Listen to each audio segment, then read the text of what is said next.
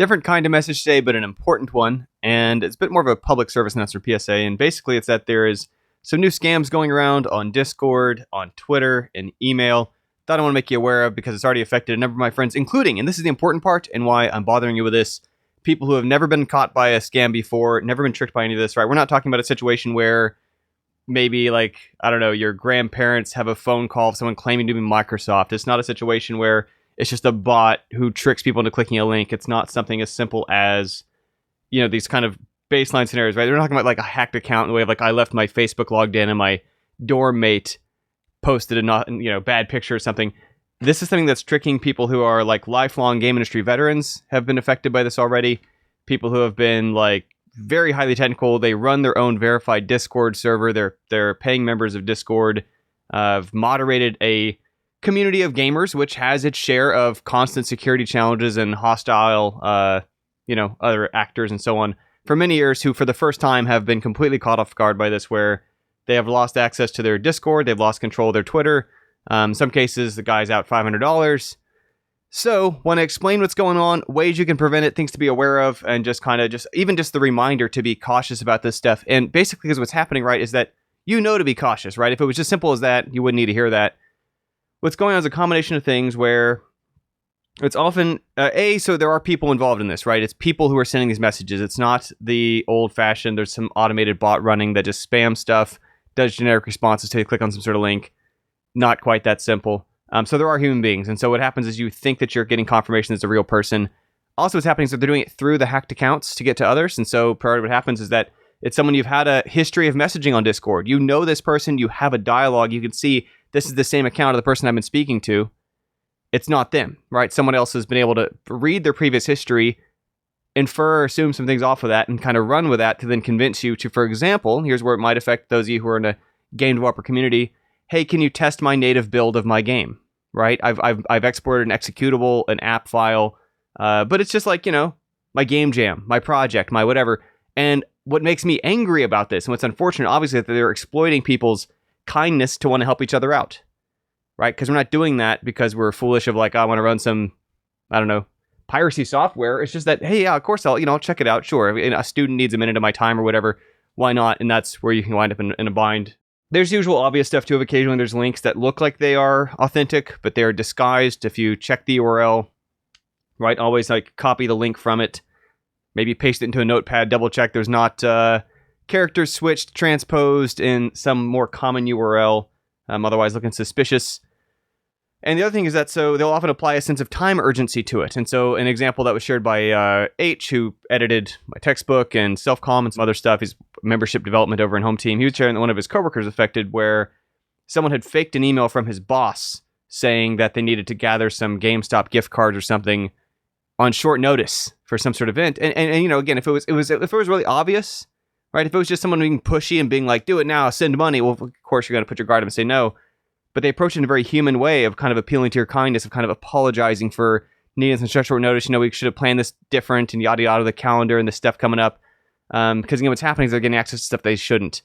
And so in the case of the guy who, I don't mention by name, because, I mean, he's already, people are quite aware what's going on who know him through his Facebook, because that one did not get compromised. I want to be clear, too, he had two-factor authentication on both Discord and Twitter. Both of them got broken through. If you do use two-factor, which is helpful for those who aren't familiar with two-factor, right? That's just where you have a second issue in addition to password.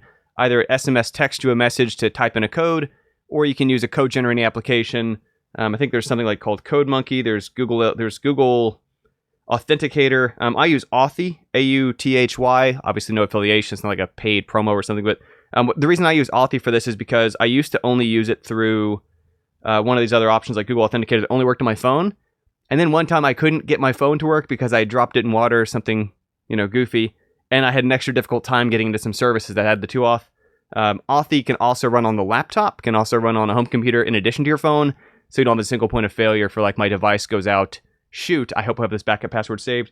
But the reason why those sort of code generators are so important is SMS is super easy to spoof. I think maybe with the exception to Google Fi, and I'm not an authority on that. This is just having seen some other friends discussing this in the thread, trying to sort out what happened here.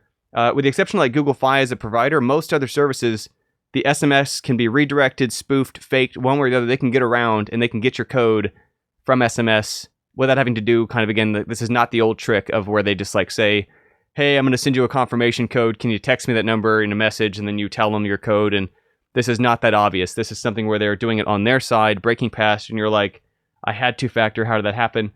And one reason why they also do multiple accounts like this and where it's causing them so much trouble, and again, what to watch out for from your side, is it's a case where they faked a tweet post from his compromised Twitter account saying, hey, everybody, I got my accounts back. Thanks for your patience. Don't worry about it. So that they could screenshot that post and link to it and send it to other people in Discord messages saying, oh no, see, it's me. I'm back. It's not him. It is them faking saying that they are him. And you can imagine the frustration, the difficulty, the inconvenience that this causes. And I think partly we see a swelling of this time of year in a combination of factors. People know that our stress level is up, right? For family holiday travel, for gift buying, for budgetary stresses, and so on. People know that we got a sense of urgency on us from just trying to wrap up some stuff for the work year. People know that we are maybe also just in a giving, a more generous mood of like, sure, you know what, I'll be happy to check out your build.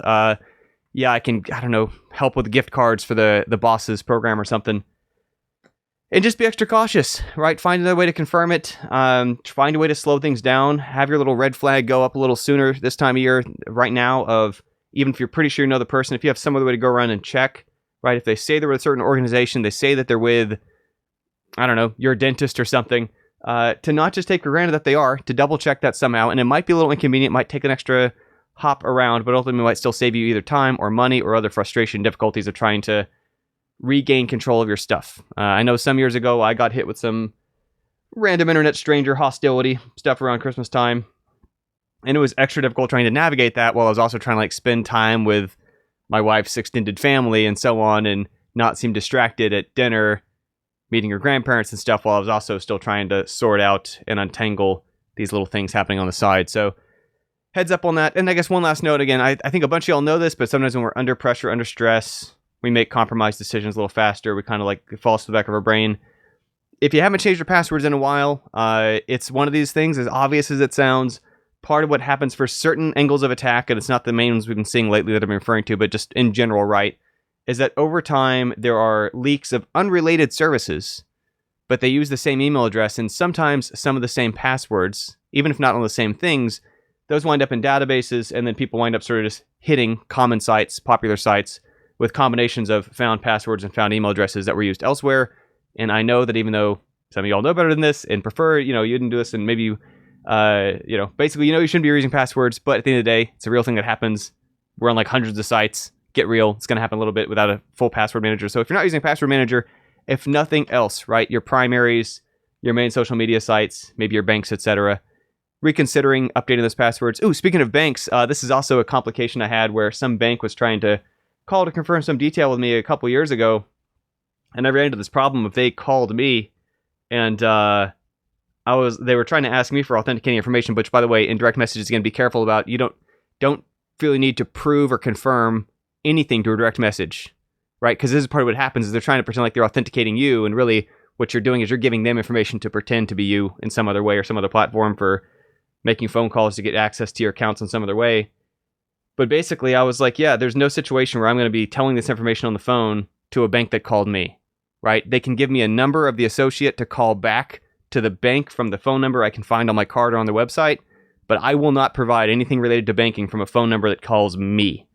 Too easy to spoof, too easy to fake, too easy to find public details and make those sort of things seem legitimate, and they may not be. And so, again, it might be a little more convenient, but just a reminder, if nothing else, being cautious, slowing things down, and not to ultimately stress out too much about it. Obviously, there's still a small percentage of people it's happening to, which, speaking of which, none of the people I know who were affected by it were directly targeted, right? It wasn't like they went out and upset somebody. It wasn't like there was some troll who they had been arch nemesis with.